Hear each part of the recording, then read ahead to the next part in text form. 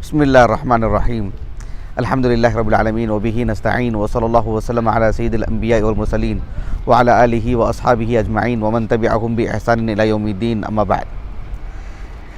یہ نشست بھی ایک سوال کے جواب میں ہے جو میں نے گروپ کے ہمارے اپنے گروپ میں جو سوال کیا تھا۔ الحمدللہ کافی دلچسپی دکھائی بہت سارے اخوان اور فاضلات بہنوں نے، اور صحیح جواب دینے کی بھی کوشش کی الحمدللہ۔ پھر بھی میں اپنے تئیں سوچا کہ جو ہے اس سلسلے میں جواب دے دوں تاکہ سب کے علم میں بات آئے۔ سوال کیا تھا؟ سوال ایک حدیث سے متعلق تھا۔ حدیث بہت معروف ہے اور اس حدیث میں کئی باتیں ہیں، لیکن مجھے سوال کی حد تک اس حدیث سے متعلق گفتگو کرنی ہے۔ یہ جو حدیث ہے متفق علیہ حدیث ہے، صحیح بخاری میں کتاب الادب میں ہے اور بھی مقامات پر ہے۔ کتاب الادب سے میں آپ کو بتا رہا ہوں، اور صحیح مسلم کی کتاب التوبہ میں ہے۔ ابو ہریرہ رضی اللہ عنہ کہتے ہیں کہ آپ صلی اللہ علیہ وسلم نے فرمایا جعل اللہ الرحمۃ 100 جزء، اللہ تعالیٰ نے جو الرحمہ ہے اس کو 100 حصوں میں اللہ نے تقسیم فرمائے، 100 حصے کیے اس کے۔ فَأَمْسَكَ عِنْدَهُ 99 جزءا، اور اللہ رب العالمین نے اپنے پاس 99 جز رکھے۔ فَأَنزَلَ فِي الْأَرْضِ جُزْءًا وَاحِدًا، اور اللہ رب العالمین نے جو زمین میں نازل فرمائے ہیں اس الرحمہ کے ایک حصے کو نازل فرمائے ہیں۔ 100 میں سے 99 اللہ کے پاس اور ایک حصہ زمین میں۔ اب زمین میں جو اللہ رب العالمین نے رحمت کا، اس رحمت کا جو ایک حصہ نازل فرمائے ہیں، تو آپ صلی اللہ علیہ وسلم نے فرمایا کہ فَمِن ذَلِكَ الْجُزْء، الجز پر جو الف لام ہے وہ عہد کا، یعنی جو ایک جز اس زمین پر نازل کیا گیا ہے نا، اس ایک جز کا نتیجہ کیا ہے؟ اللہ کے رسول نے کہا صلی اللہ علیہ وسلم یتراحم الخلق، یعنی جو بھی انسان، جانور، جو کچھ بھی ہیں، سب آپس میں ایک دوسرے کے لیے جو ترس کھاتے ہیں، رحمت بن کر کے رہتے ہیں، ترحم کا جو معاملہ ہے، ایک دوسرے کے لیے مہربان جو ہوتے ہیں۔ ایک انسان صرف ماں بیٹے پر نہیں، ایک انسان انسان پر، جانور جانور پر، انسان جانور سے متعلق، وہ ایک جز کا نتیجہ ہے۔ سبحان اللہ۔ اس حدیث کے اختتام میں اللہ کے رسول نے کہا صلی اللہ علیہ وسلم کہ حتی ترفع الفرس حافرها عن ولدها، یعنی ایک تو پوری مخلوق کی بات کی اللہ کے رسول نے، پھر پوری مخلوق میں سے اللہ کے رسول نے ایک گھوڑے میں سے جو مادہ ہے اس کا الگ سے ذکر فرمایا۔ جیسے سورۃ العلق کا آغاز ہے اقرأ بسم ربک الذی خلق، الذی خلق میں پوری مخلوق آ گئی نا، پھر اس میں سے ایک جز کا ذکر کیا گیا خلق الانسان من علق، تو انسان کو پوری مخلوقات میں سے الگ سے کیوں بیان کیا گیا؟ یہ ایک الگ موضوع ہے۔ تو یہاں پر بھی اللہ کے رسول نے کہا کہ یتراحم الخلق، پوری مخلوق آپس میں ایک دوسرے پر رحم کرتی ہے، اس میں سے فرس کا الگ سے ذکر فرمایا اللہ کے رسول نے، حتی ترفع الفرس حافرها عن ولدها خشیۃ ان تصیبہ، کہ جو گھوڑا میں سے جو مادہ ہے، پیر اپنے بچے پر پڑنے سے جو ہے مطلب ادھر سے ادھر جو ہے بچا کر کے رکھتا ہے، یہ بھی اس ایک جو رحمت کا جز ہے اس کا نتیجہ ہے، یہ جو ظاہری شکل میں ہمارے سامنے موجود ہے۔ حدیث ابھی میں آپ کو پڑھ کر کے سنایا، اس حدیث سے متعلق میں نے 2 سوال کیے تھے۔ ایک سوال یہ کیا تھا کہ جو حدیث میں اللہ کے رسول نے کہا نا کہ جعل اللہ الرحمۃ 100 جزء، اللہ تعالیٰ نے الرحمہ کے 100 حصے کی، تو الرحمہ کون سی رحمت ہے وہ؟ تو جب میں سوال کیا تو میں نے دیکھا کہ اکثر اخوان نے اور کئی ایک بہنوں نے جواب میں یہ کہا کہ وہ اللہ کی عام رحمت ہے اور خاص رحمت ہے۔ یہاں عام اور خاص رحمت کی بات نہیں ہے، یہاں مسئلہ یہ ہے کہ وہ الرحمہ اللہ رب العالمین کی صفت رحمت ہے کیا، وہ مراد ہے۔ اس سلسلے میں یہ جو جواب ہے اس پہلے سوال کا وہ یہ ہے کہ اللہ رب العالمین کی جو الرحمہ جو ہے نا، الرحمہ جسے ہم کہتے ہیں کہ رحمت اللہ، اللہ کی رحمت، اللہ کی رحمت کے بارے میں اہل علم کہتے ہیں کہ رحمتان، اس کی 2 نوعیتیں ہیں۔ ابن حجر نے بھی ذکر کیا فتح الباری میں، اور خصوصیت کے ساتھ شیخ البراق اس کے حاشیے میں ذکر فرمائے ہیں کہ اللہ تعالیٰ کی جو رحمت، جسے ہم کہتے ہیں رحمت اللہ، اللہ کی رحمت، یہ جو ہے الرحمتان یعنی نوعان، اس کی دو نوعیت ہیں، دو طرح کی رحمتیں ہیں اللہ کی. ایک وہ ہے جو اللہ تعالیٰ کی صفت رحمت ہے، جیسے اللہ تعالیٰ کی صفت الخلق ہے، صفت العزہ ہے، اللہ تعالیٰ العزیز ہے، اس کی صفت العزہ ہے. الحکیم ہے، اللہ تعالیٰ کی صفت الحکمہ ہے. اللہ سبحانہ و تعالیٰ کی جو دیگر جو صفات ہیں، جیسے اللہ رب العالمین کے اسماء حسنہ جو ہیں اس کی صفات بھی ہیں وہ. تو ایک اللہ تعالیٰ کی صفت ہے، جیسے ہم رحمت اللہ کہتے ہیں تو اللہ رب العالمین کی صفت ہے. اور اللہ کی جو صفت ہے، یہ اللہ کی جو بھی صفات ہے وہ اللہ کی مخلوق نہیں ہے، وہ اللہ کی صفت ہے. کلام اللہ کی صفت ہے.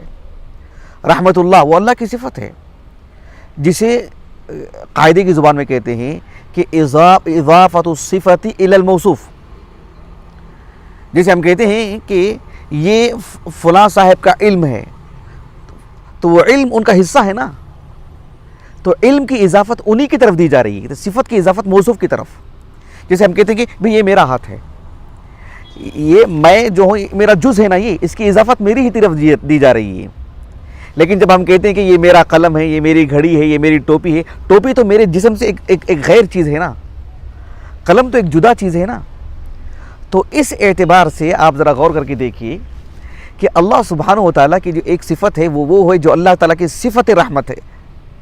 اللہ تعالیٰ کی صفت ہے وہ تو اللہ سبحانہ و تعالیٰ کی صفت ہے، وہ اللہ کی مخلوق نہیں ہے. اس قبیل کی قرآن مجید میں بہت ساری آیات ہیں. مثال کے طور پر اللہ رب العالمین نے سورۃ النمل میں سلیمان علیہ السلام کے قصے میں بیان فرمایا، فَتَبَسَّمَ ضَاحِكًا مِّن قَوْلِهَا وَقَالَ رَبِّ أَوْزِعْنِي أَنْ أَشْكُرَ نِعْمَتَكَ الَّتِي أَنْعَمْتَ عَلَيَّ وَعَلَى وَالِدَيَّ وَأَنْ أَعْمَلَ صَالِحًا تَرْضَاهُ. اس کے بعد وَأَدْخِلْنِي بِرَحْمَتِكَ فِي عِبَادِكَ الصَّالِحِينَ. برحمتک یعنی تیرے رحمت کے وسیلے سے، یعنی تو رحیم ہے، مجھ پر رحم فرما، یہ مطلب ہے اس کا. برحمتک، تو الرحمہ کی اضافت کس کی طرف ہے؟ اللہ کی طرف. یعنی گویا کہ اللہ تعالیٰ کی طرف اس کی صفت ہی اضافت کی جا رہی ہے. اضافت الصفہ الی الموصوف. اللہ سبحانہ و تعالیٰ کی صفت اللہ کی مخلوق نہیں ہے نا، لیکن اسی کی طرف وہ اضافت دی جا رہی ہے، اسی کی طرف نسبت دی جا رہی ہے. اللہ تعالیٰ نے جیسے کہ کہا سورۃ الکہف میں وَرَبُّكَ الْغَفُورُ ذُو الرَّحْمَةِ وَرَبُّكَ الْغَفُورُ ذُو الرَّحْمَةِ. اللہ تعالیٰ رحمت والے ہیں، تو وہ جو الرحمہ ہے وہ اللہ تعالیٰ کی صفت ہے نا. تو ایک یہ نوعیت ہے. سورۃ الفاتحہ کا آغاز دیکھو، الرحمن الرحیم. الرحمن میں جو رحم کا جو معنی ہے وہ اللہ رب العالمین کی صفت ذاتی، جو ازل سے اللہ تعالیٰ اس صفت سے متصف ہے. لیکن جب چاہتے ہیں اللہ تعالیٰ اپنے بندوں پر رحم کرتے ہیں، اس کو کہتے ہیں صفت فعلیہ، جس کا مشیت سے تعلق ہوتا ہے. اللہ تعالیٰ نے کہا سورۃ الاسراء میں ربکم اعلم بکم ان یشاء یرحمکم. سورۃ العنکبوت میں کہا یعذب من یشاء ویرحم من یشاء. تو صفات فعلیہ کیا ہیں؟ میں نے صفات باری تعالیٰ سے متعلق جو دروس ہیں ہر درس میں نے تقریباً اس بات کو کہا ہے. تو اللہ تعالیٰ کی جو الرحمہ جب نسبت دی جاتی ہے اللہ کی طرف رحمت اللہ، تو اس کی دو نوعیتیں. ایک اللہ رب العالمین کی صفت ہے وہ، ایک وہ رحمت ہے اللہ تعالیٰ کی جو اللہ کی مخلوق ہے، اللہ کی صفت نہیں. جیسے اللہ نے زمین کو بنائے، اللہ نے آسمان کو بنائے، اللہ تعالیٰ نے درخت کو بنائے، مجھے اور آپ کو بنائے، ویسے اللہ نے الرحمہ ایک چیز کو بنائے ہیں، وہ اللہ کی صفت نہیں ہے. صرف رحمہ کا لفظ اللہ کی طرف نسبت ہونے سے، اضافت دی جانے سے وہ اللہ تعالیٰ کی صفت ہے، ایسا نہیں ہے.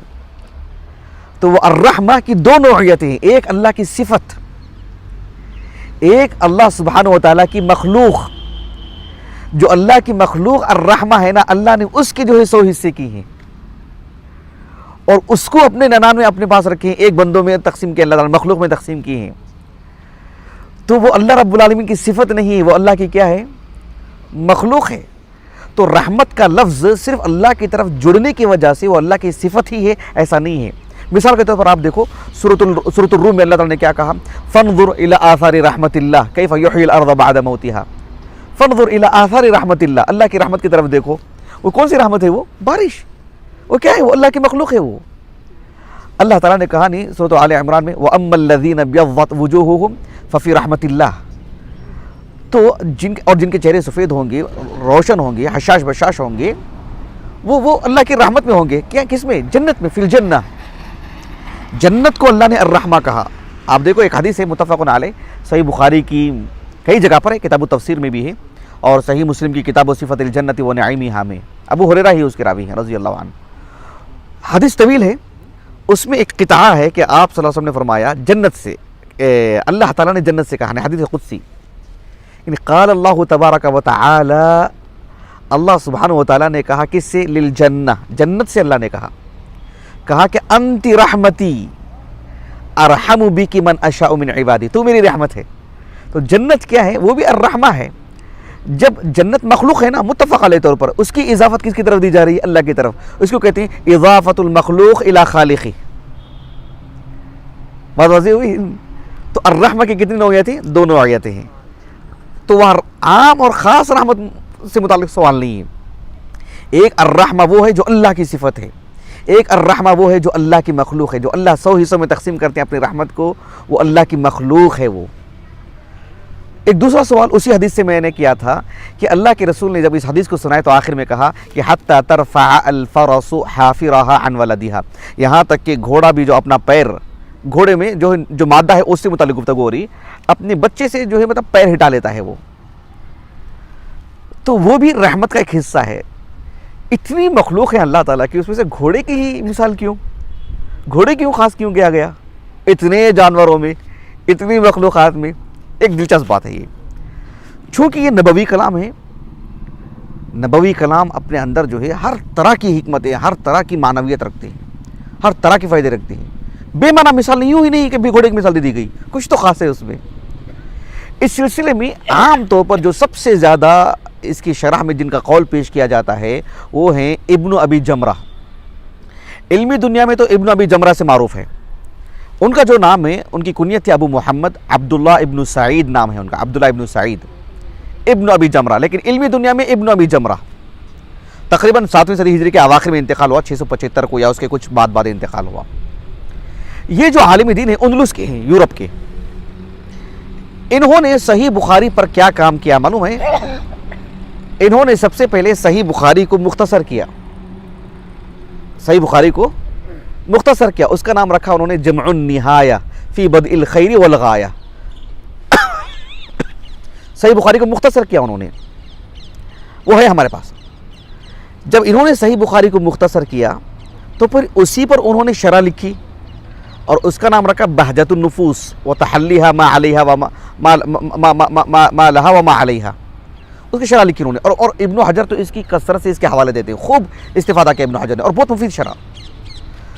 تو ابن ابی جمرہ رحمہ اللہ نے 2 باتیں بتائیں اس حدیث کے سلسلے میں کہ اللہ کے رسول نے گھوڑے کو کیوں خاص کیا.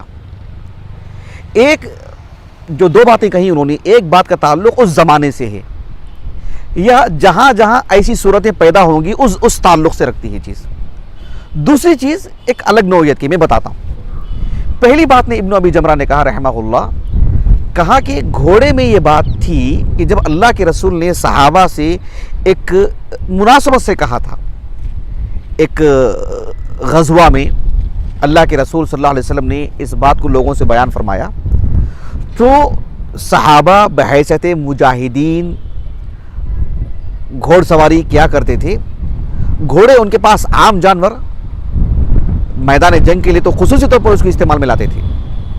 تو چونکہ گھوڑا ایک ایسا جانور ہے، ابن ابی جمرہ کہتے ہیں کہ اشد الحیوان المألوف الذی یعاین المخاطبون.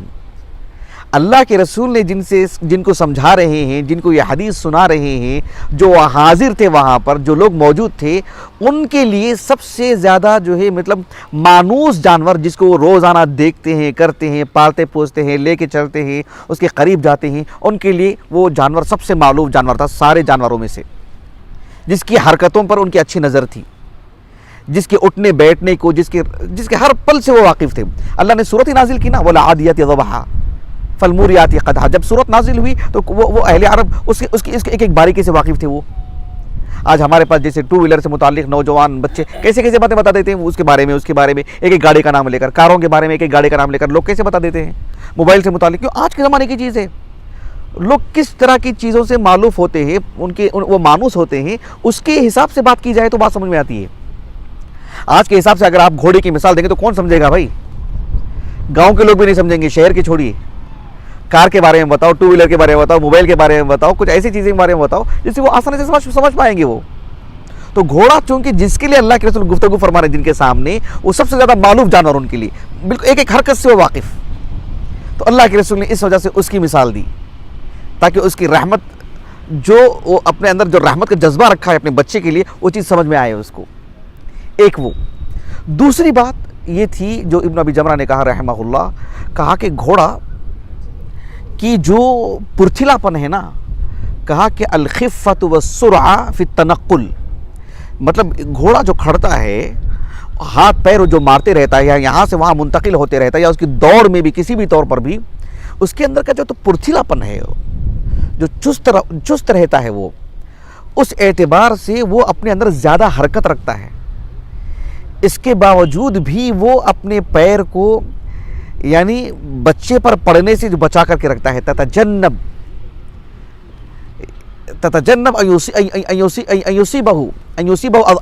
ज़रर या यसिल ज़रर, कि घोड़ा जो है मतलब इतनी हरकत करने के बावजूद भी उसका बच्चा अगर सामने खड़ा हो छोटा, तो उसके ऊपर पैर नहीं रखता, बाजू रखेगा। यसिल ज़रर मिनहा, कि उससे उसे किसी तरह का नुकसान पहुंच जाए, वो ततजन्नब मुकम्मल तौर पर उससे वो मुज्तनिब रहता है, बचा के रखता है अपने आप को, इतना पुरथिलापन होने के बावजूद भी। यानी ऐसा नहीं है कि जल्दी में आके कुछ कर दे। एक आदमी मसलन बहुत तेज़ रफ्तारी से टू व्हीलर चला रहा है, बहुत तेज़ रफ्तारी से कार चला रहा है, लेकिन इतनी महारत की जो है, एक छोटा सा कीड़ा भी हो तो उसकी बाजू से लेके चला जा रहा है। वो क्या है? वो सिर्फ महारत नहीं है, महारत के साथ साथ उसका तरहुम, उसकी रहमदिली, तो ये घोड़े के अंदर है। तो ये इस वजह से अल्लाह के रसूल ने उसकी मिसाल दी। अहले इल्म माँ बात के अक्सर इन्हीं का कौल नकल करते हैं, यही बात बताते हैं, वल्लाहु आलम। और भी इसके अंदर हिकमत और भी बहुत सारी पिनाह हो सकते हैं। अल्लाह ताला अपनी रहमत में हमें शामिल फरमाए। उसकी जो रहमत आम है, जो ख़ास है, अल्लाह ताला हर दो रहमतों को हमें मुस्तहिक बनाए। खुसूसी तौर पर उसकी जो ख़ास रहमत है, और अल्लाह रब्बुल आलमीन जो 99 रहमतें अपने पास रखे हैं, अल्लाह ताला हमें इसको मुस्तहिक बनाए, हमारी नजात का ज़रिया बना दे। सुब्हानक अल्लाहुम्मा व बिहम्दिक, अशहदु अल्ला इलाहा इल्ला अंत, अस्तगफिरुका व अतूबु इलैक।